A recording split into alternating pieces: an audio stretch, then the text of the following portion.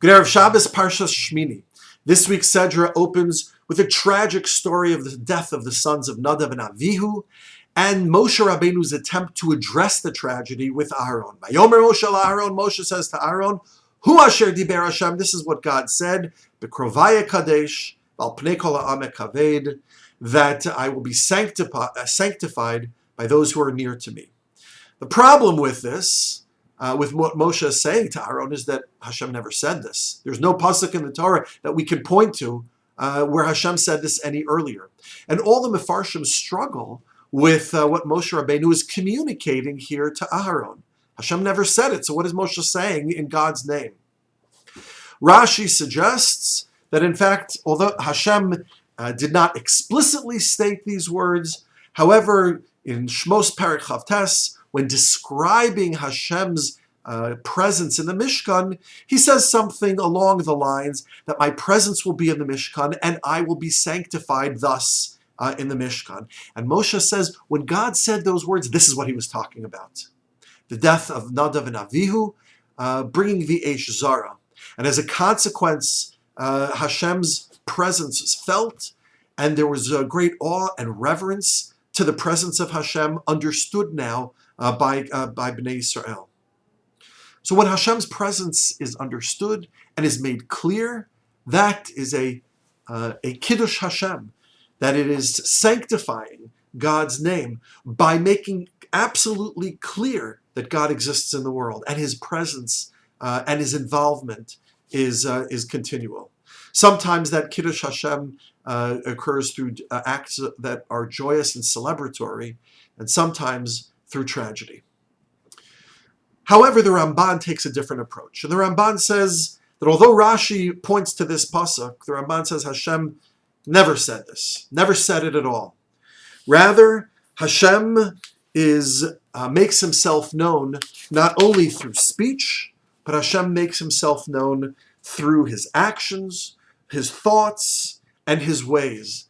They are all communicated to Bnei Israel, not necessarily through words, but his word can be seen in various actions that Hashem takes in the world. And that's how this pasuk has to be understood. Vayomer Moshe Aaron, Moshe says to Aaron, Hu asher diber Hashem, this is what Hashem diber, this is what he communicated. Not necessarily through words, but through actions. And what did he communicate through this action of taking the lives of Nadav and Avihu? B'krovaya kadesh. That I will be sanctified by those who are nearest to me. Hashem was indicating an important lesson. And Rabbi Shimon Schwab expands on this and suggests that we can understand from this that that the challenge and the duty and the mission and the goal of a Jew is to look at the events of life as they occur and to try to understand the significance that they have, the spiritual significance they have for me and for us. Just as Hashem taught a lesson through this action, tragic as it was, there is a message there to be gleaned. And that is true for all of life. Hashem is involved in our lives on a day-to-day measure, and as we experience events and people and situations, challenging times, good times, bad times, happy times, mundane times, important times, there is always a spiritual significance that one can glean if one simply opens their eyes. Hu asher diber Hashem. This is what Hashem taught, B'krovaya kadesh. Not through communicating through words, but through this action. And this action and all events in our lives have spiritual significance if we open our eyes to them. Finally, I'd like to share with you the Or HaChaim. And the Or HaChaim asks the question, it might be true that Moshe was communicated earlier about this event. That might be true. But you know what's left unexplained? It says, Vayomer Moshe el Aaron. Moshe says to Aaron, this is what God said, lay more, saying. Now, whenever the Torah says the word lemor, it means that Hashem speaks with the intention of the recipient, of the listener, to repeat that to others. And Moshe failed to repeat it. Why not? Asks the Or Chaim. And the Or Chaim points to another place in the Chumash where Moshe Rabbeinu seems to fail to repeat something that he's supposed to say. And the Or Chaim has answers for that, but the Or Chaim is left stumped. But here, why didn't Moshe repeat what he had to repeat? And perhaps one can suggest that Moshe Rabbeinu here is telling Aharon, I bear some culpability here. Vayomer Moshe Aharon, I see the death of your children. Hu asher diber Hashem lemor. This is what God had told me earlier, saying, and I never said it. I failed to repeat it. Maybe had I done so, maybe had I been clear about the gravity of the situation, about the consequences of those who are in positions of leadership and high spiritual attainment, what the consequences might possibly be, I could have possibly averted this tragedy. Moshe says to Aharon, I bear some responsibility. Don't take it on yourself. Don't blame it on the kids. Look at me. And this is in stark contrast with, for example, Eov, who when he experienced great tragedy in his life, his good friends came to him and said, well, you must have deserved it because Hashem is just in the world. Similarly, the Or Chaim himself says that when Moshe Rabbeinu tells Aharon about Bikrovaya Kadesh, Moshe Rabbeinu is trying to give comfort to Aharon. Hu asher diber Hashem. This is what Hashem is teaching you here, says Moshe to Aharon. Bikrovaya Kadesh. It is through those who are close to me that I am sanctified.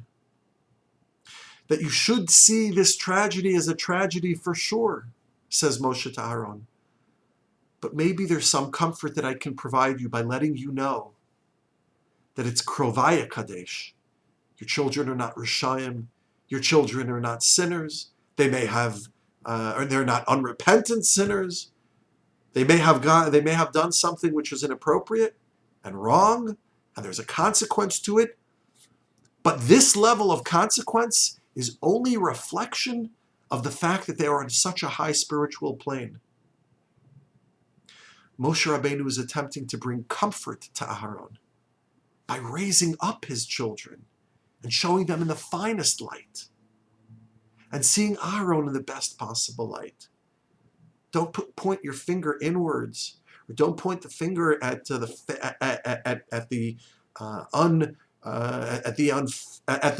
failures of the children. Understand that the tragedy is a tragedy, and I cannot remove that. But also understand Hu asher diber Hashem. You know what Hashem is teaching us here? That your children are karov.